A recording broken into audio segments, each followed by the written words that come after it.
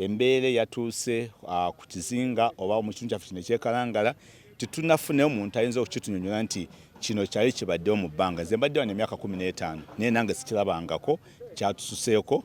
Ekyagwa ekalangala ku bizinga ku lw'omukaaga ku makya kyaleka abantu bafudde nga n'abasoba mu 7 bali ku bisago nga baddusibwa mu ddwaliro e Masaka. Eri mutuuze w'ekalangala ono mwami wange naye omuti gwe gumukubye mu kifuba ne gumuyisa bubi.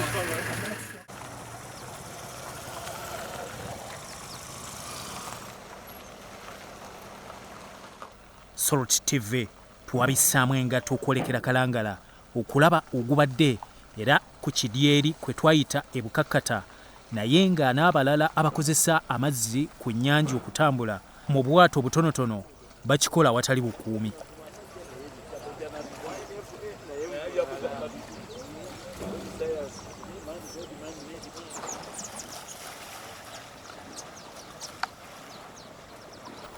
Ensoke yakuba ebitundu bya Kalangala ku bizinga okugeza ekizzi kwogatta emmeri gy'esimba ekalangala mu maduuka n'ekitebe kya poliisi kyonna ne kisigala ku ttaka. Salt TV n'omwenyo ku nsonga. Ngambe nagambye obufutu buleese Kalangala ku muyaga guno gwe wawulidde ogwazze ne guyuuguumya. Amazima gennyini bw'otuuka mu kifo kino osigala weewuunya. Wano oyinza okugamba nti baalimyewo bulimi emiti engeri gye wawaguse emiti eminene emitono eri gy'olengera waya amasannyalaze liri bbaatiri eri giri waggulu. Naye weewuunye ebbaati lyavudde litye nate ogenda okukasuka ogenda okukakana gali waggulu ku miti.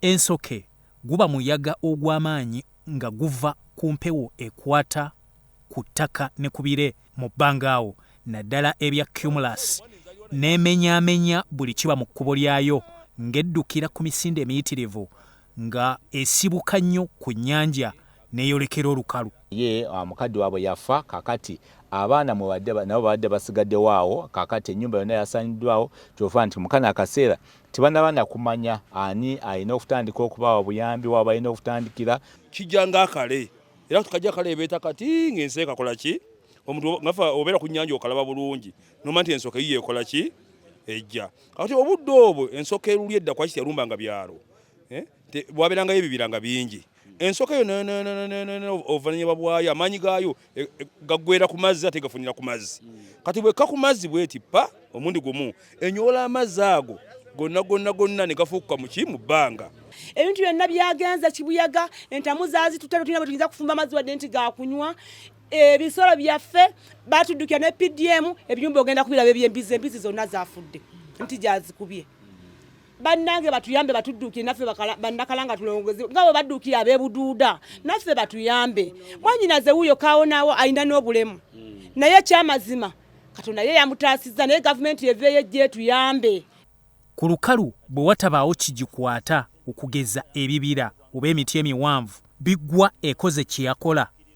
Nga tuli munyi kakubanje nabadde musisi wa chapati wali muka center nina abaguzi tobalaba kati abaguzi kyate kati abandiguze be bafudde be budde bano tebalina sente kakati tugenda kutambula kitundu kya kilomita ate tuyingireko mu kifo ekirala ebinku byasinze okumanga bikosebwa.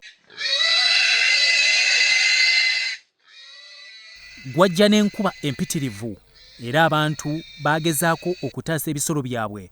Obusolya bwatikkuka ku mayumba nga gaakuddamu kuzimbibwa amabaati ne geewanika ku waya z'amasannyalaze.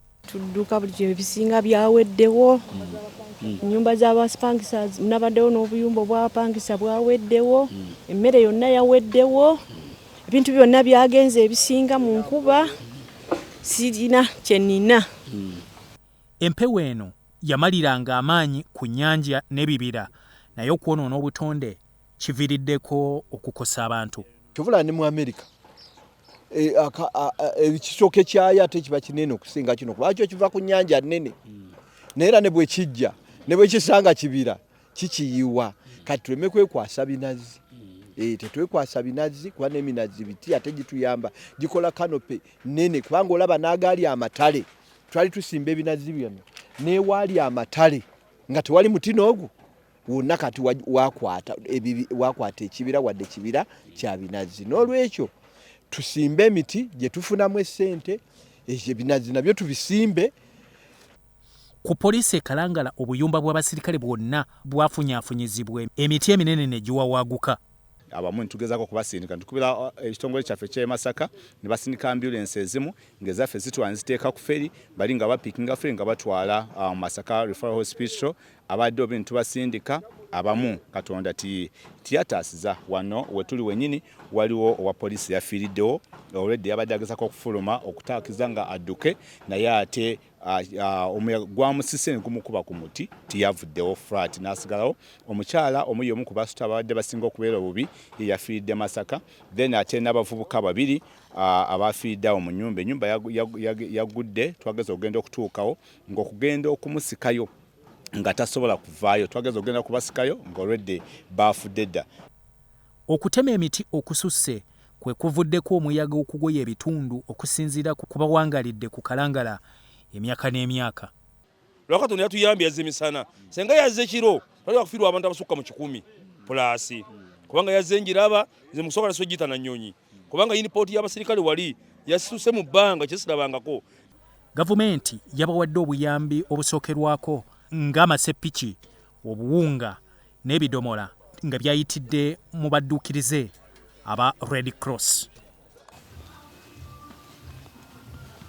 N'adumamu ne lubanga olukyamu oluvannyuma awo n'ateekako omuyaga tugenda okutunula ebweru ng'asimbye ebire ebiddugavu bibiri wali akali eno n'akala akalibwa ffe nga abalunnyanja ne tumanya nti eyo ekisoke abamu bagiyita nsoke ne ffe tukiyita ekisoke.